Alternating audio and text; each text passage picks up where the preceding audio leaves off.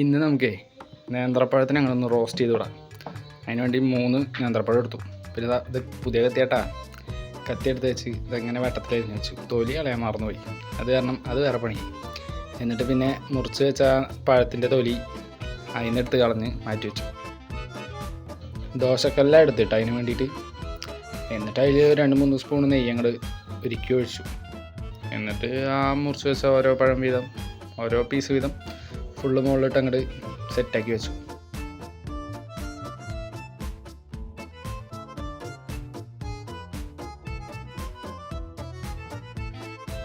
ഏകദേശം ഇത്രയുണ്ട്, ഒരു അത്തപ്പൂ കണക്കിനെ ആക്കി വെച്ച്. അത് നല്ലോണം ചൂടായി വരാൻ തുടങ്ങി.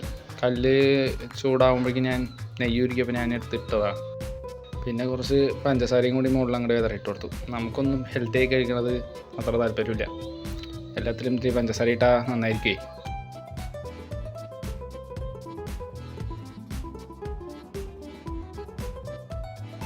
ഏകദേശം ആയി തുടങ്ങിയപ്പോൾ ഞാൻ പിന്നെ ചെറിയൊരു സ്പൂൺ എടുത്തിട്ട് ഓരോന്നോരോന്നായി മറിച്ചിടാൻ തുടങ്ങി. കരിഞ്ഞതല്ല കേട്ടോ, ഈ ഒരു പാകത്തിലെങ്കിലും ആവണം.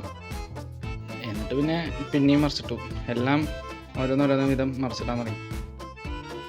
ചിലതൊന്നും ആയിട്ടില്ല, അപ്പോൾ അതങ്ങനെ വെച്ചു. പിന്നെ എല്ലാത്തിനും നേരെ പ്ലേറ്റിലേക്ക് തട്ടിയിട്ടു. സംഭവം പിന്നെ ടൂത്ത് പിക്ക് ഉണ്ടായിരുന്നു, അത് വെച്ച് ഓരോന്നോരോന്ന് കുത്തി വെച്ച് എടുത്ത് കഴിക്കാൻ എളുപ്പത്തിന്. സംഭവം നന്നായിട്ടുണ്ടായിരുന്നു.